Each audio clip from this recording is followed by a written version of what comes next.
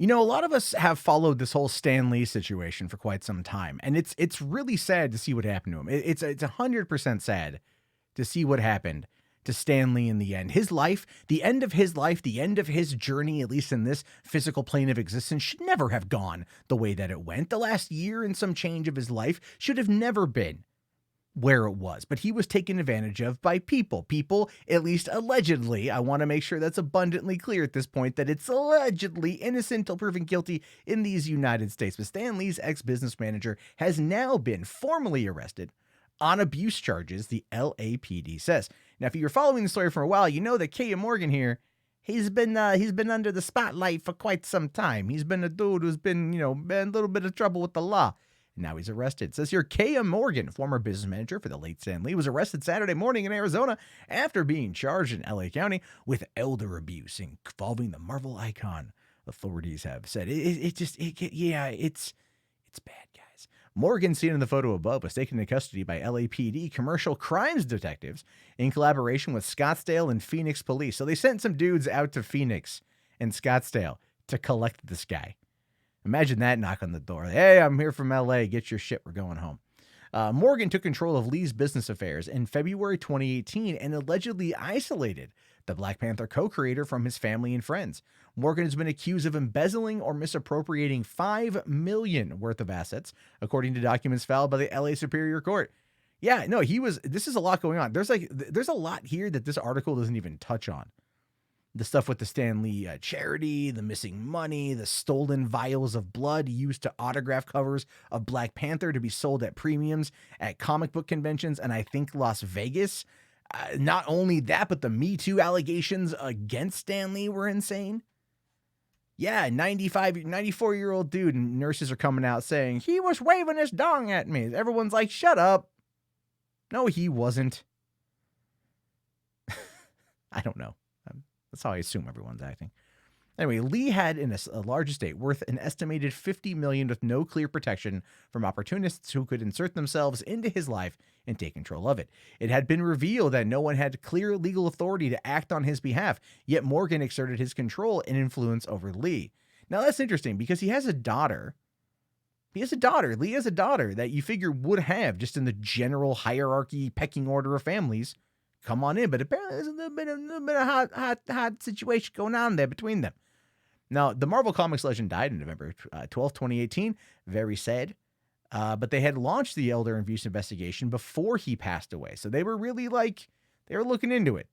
Keya was always the main suspect here. Now, earlier this month, they hit him with elder abuse charges. He's facing 1 felony count of false imprisonment of an elder adult, 3 felony counts of grand theft from an elder or dependent adult, along with initial elder abuse misdemeanor count.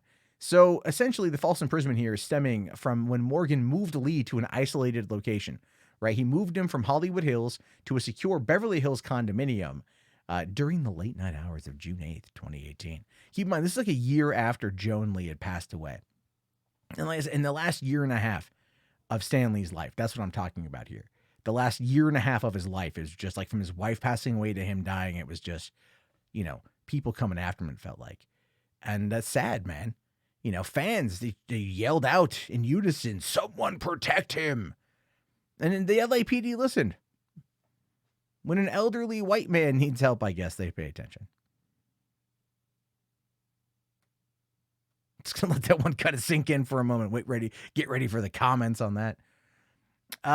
Okay, so police said during an extensive financial investigation, allegations arose against Morgan alleging that he'd collected more than $262,000 from Lee's autograph signing sessions in May 2018, but the Marvel legend never saw a penny of that money. Think about that. $262,000 for autograph sessions in just May of 2018.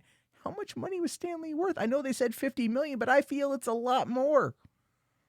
Morgan's attorney said that his client never abused or took advantage of Lee, saying here that the lawyer had arranged for Morgan to surrender to authorities, but they jumped the gun. Probably because they kind of felt this dude was going to run.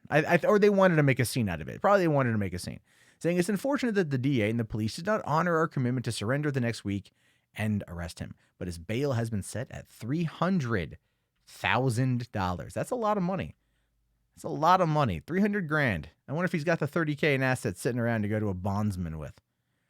Here's the way I see this story. It does feel, and look, and I could be wrong. Kay could be entirely innocent, but just based on everything that I was following in regard to the last year and a half of Stan Lee's life, it feels like he got screwed. It feels like he got screwed. And so if this is the guy behind it, who isolated him from his family, who took his blood and used it to sell autographs, who possibly orchestrated a Me Too allegation and part of a shakedown, man, this is just a small tidbit of justice. And you know what? Look, here's the thing. People out there might say, I want this dude taken out back and strung up by his thumbs. But you know what? Stan Lee spent decades writing stories about characters who, while they were above the law in essence of how they practiced it in terms of vigilante justice and whatnot, they still wanted, at the end of the day, justice. Unperverted, unadulterated justice to prevail. And I think deep down that's what Stan Lee would want here. I think what he would want is this guy to go through the court system. It just sucks that he's not here. It just sucks that he's not around. You know what I mean? Like, it just sucks. It just really, really, really sucks. And so I hope Keya isn't how we remember Stan at the end, right? I really hope that this isn't how we remember him in the end. But anyway, your thoughts, your opinions, let me know.